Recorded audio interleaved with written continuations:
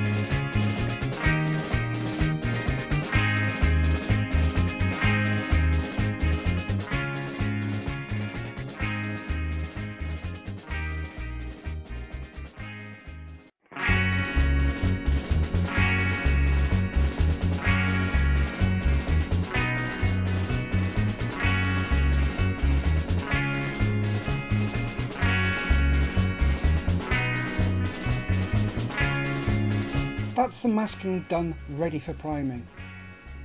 And, as if by magic, the priming's done! As I've said in other videos, I prime from a rattle can in most instances, so you don't see me doing much priming. Anywho, I'm happy with the seams, not a one to be seen. That was a wet coat and it does dry flat.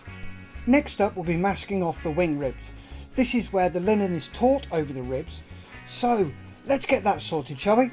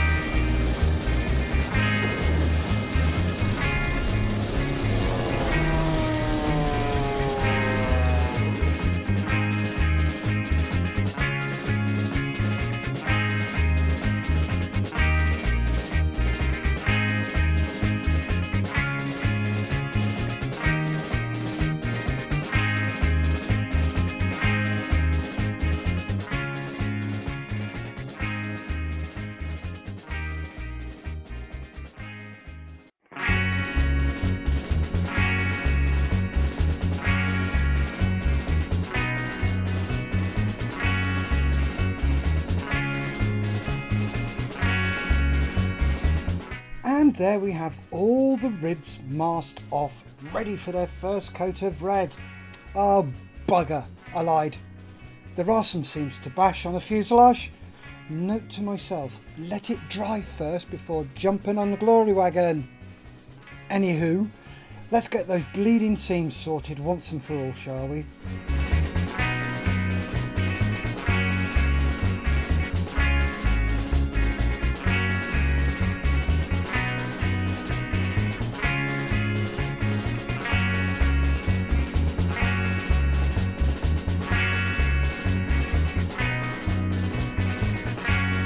That's the seams filled again. So we'll pop those to one side to dry and check them out later.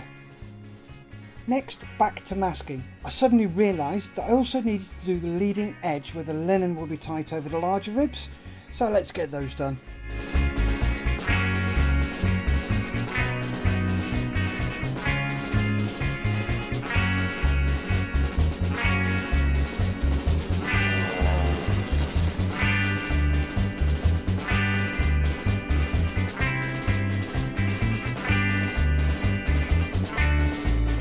There we go, that's the masking complete.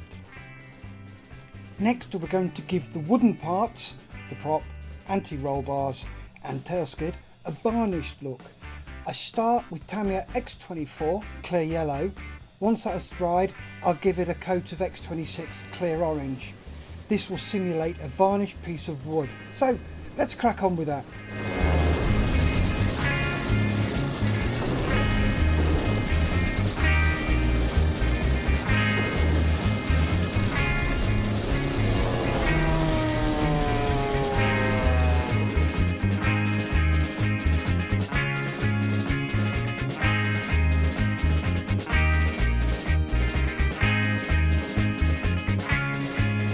That's the wooden parts with their coat of clear yellow on. We'll let those dry before we put the clear orange on. Next, we're hopefully going to finish off the fuselage seams. So let's get those cracked, shall we?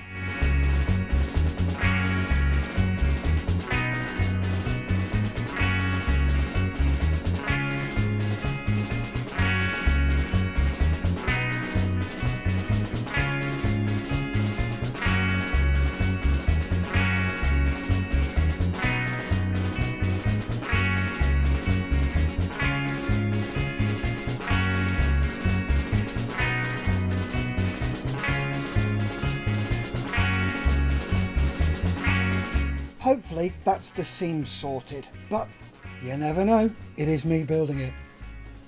I then suddenly remembered I needed to get the lower wings fitted and filled, since we'd chopped them about and messed about, so let's get those sorted.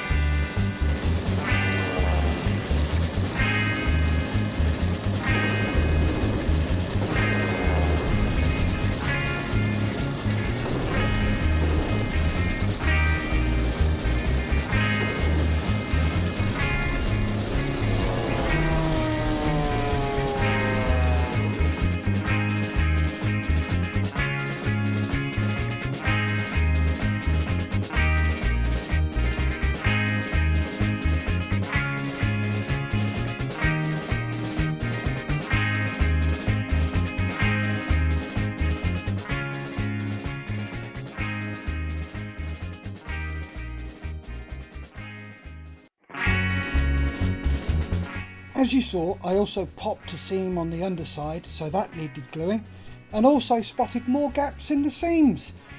Don't you just love seam bashing?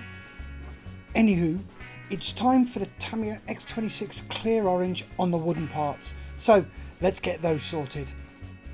Once I get the lid off,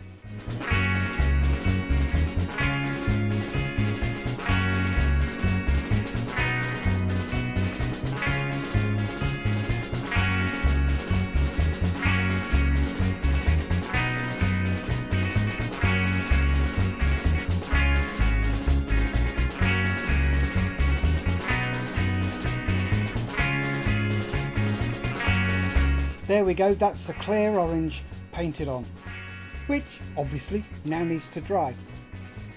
Guess what's up next? Yep, you guessed it, seam bashing, so let's get on with that.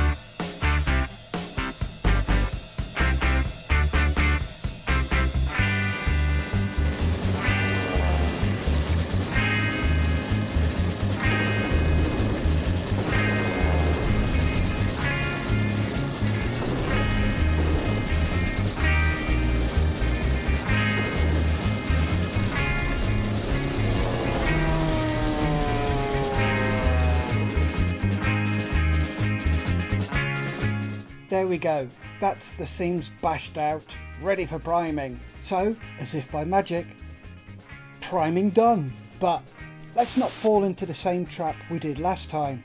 We'll let the primer dry, then we can check it out. So we'll pop the fuselage to one side and allow it time to dry. Now for some colour! I'm starting off with highly thin Tamiya XF7 red for the base.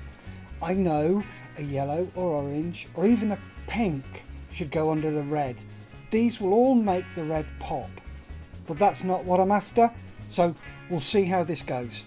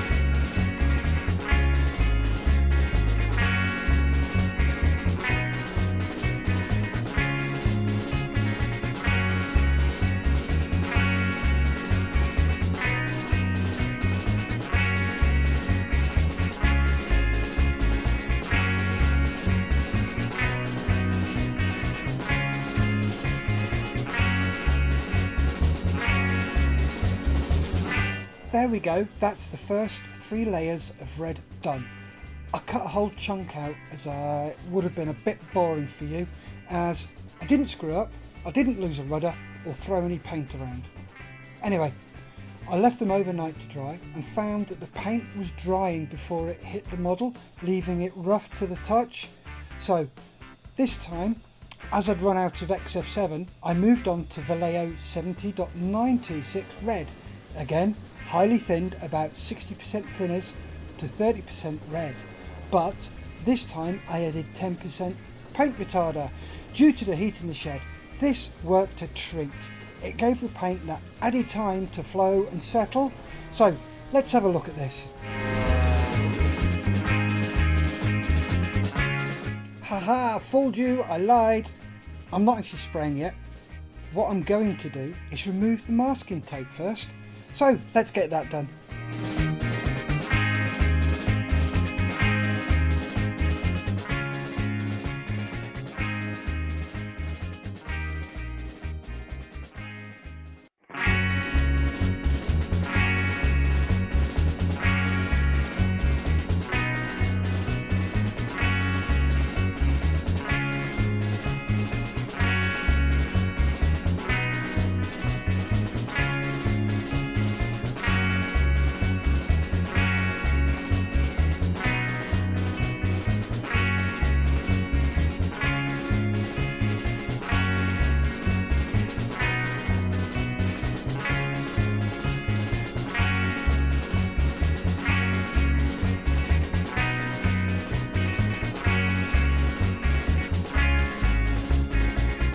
There we have the masking removed. You may also have spotted me rubbing the model down with a piece of kitchen towel.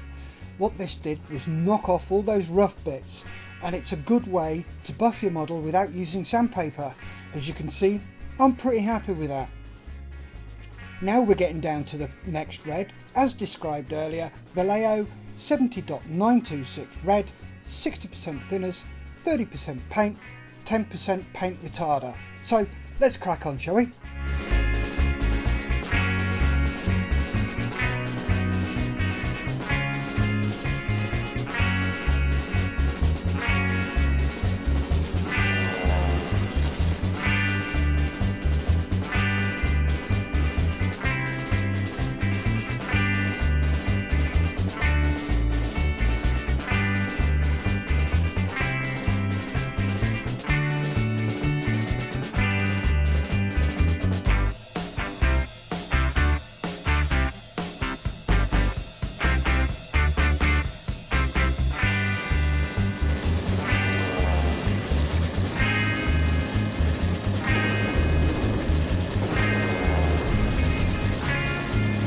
Again, I've cut a chunk out as it's just spraying. Really sorry, but no cock-ups at all. This is getting a bit boring, isn't it? Not making cock-ups. Anyhow, I wasn't happy with the way this red had turned out. It was just a bit too purple for my liking. Remember, my model, my way. The same goes for your models. Your model, your way. Remember, we're doing this for ourselves. Sod what anyone thinks. Sorry, I'm doing a squirrel again. So, for the third time, I'm switching paint, this time to Star Wars Legion paints. Dathomir Skies, again, 60% thinners, 30% paint and 10% paint retarder. So, let's see how this works out.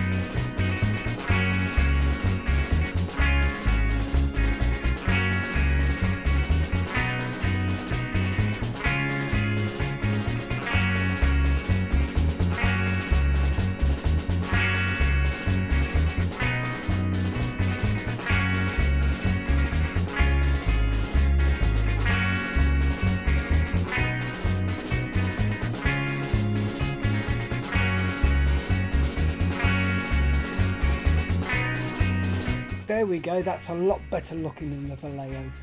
I'm happy with that. As I said, this was a bit longer than normal and you're all caught up on everything that we've done so far. So this seems like a good a place as any to end. Thank you for watching this extended episode 6. If you want to see what happens in episode 7, please subscribe to my channel, help it grow, like the video, leave a comment and ring my bell. Remember folks, stay safe, keep on modelling.